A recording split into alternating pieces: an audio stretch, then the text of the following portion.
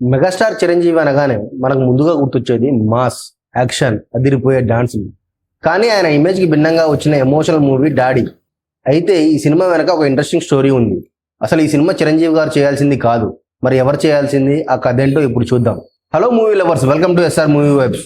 ఎవరైనా డైరెక్టర్ కానీ రైటర్ కానీ చిరంజీవి గారి దగ్గరికి ఒక కథతో వస్తే అది నచ్చితే వెంటనే ఓకే చెప్తారు. ఒకవేళ ఆ కథ తన ఇమేజ్కి సెట్ అవ్వదు అనుకుంటే ఆ కథ ఏ హీరోకి సెట్ అవుతుందో కూడా సజెస్ట్ చేయడం ఆయనకు అలవాటు.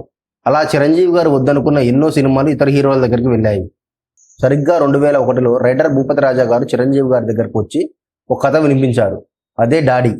కథ విన్న వెంటనే చిరంజీవి గారికి ఒక ఫీలింగ్ వచ్చింది, ఈ కథ నాకంటే వెంకటేష్కి అయితే చాలా బాగుంటుంది, ఆ తరహా ఫ్యామిలీ ఎమోషన్స్కు వెంకీ అయితేనే కరెక్ట్గా న్యాయం చేయగలడు అని భూపతి రాజు గారికి చెప్పారు.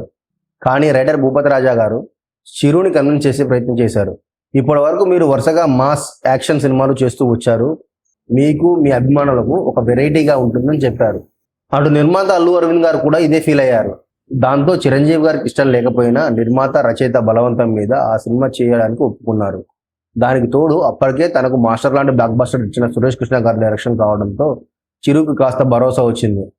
అలా 2001 అక్టోబర్ 4న డాడీ చిత్రం ప్రేక్షకుల ముందుకు వచ్చింది. కథపరంగా సినిమా బాగున్నప్పటికీ అది చిరంజీవి గారి మీద పూర్తి స్థాయిలో వర్కౌట్ కాలేదు. కలెక్షన్స్ బాగానే వసూలు చేసినా మెగాస్టార్ గారి స్టామినాకి, ఆయనకున్న మాస్ ఇమేజ్కి రిజల్ట్ మాత్రం యావరేజ్ మాత్రమే చెప్పుకోవాలి. అయితే అసలు ట్విస్ట్ ఇక్కడే ఉంది. ఈ సినిమా రిలీజ్ అయ్యాక విక్టరీ వెంకటేష్ గారు చిరంజీవి గారికి ఫోన్ చేశారు. సినిమా చూశాను, చాలా బాగుంది, కానీ ఈ కథ నాకైతే ఇంకా బాగుండేది కదా అని వెంకీ అనడంతో చిరు నవ్వేసి, ఆ కథ విన్నప్పుడు నా అభిప్రాయం కూడా అదే, కానీ నా మాట ఎవరూ వినలేదు అని అసలు విషయం చెప్పారు చిరంజీవి. నిజంగానే డాడీ సినిమా చిరంజీవి గారికి బదులుగా వెంకటేష్ గారు నటించి ఉంటే ఆ రిజల్ట్ వేరే లెవెల్లో ఉండేదని అటు ఇద్దరు హీరోల ఫ్యాన్స్, ఇటు సాధారణ ప్రేక్షకులు కూడా ఫీల్ అవుతుంటారు.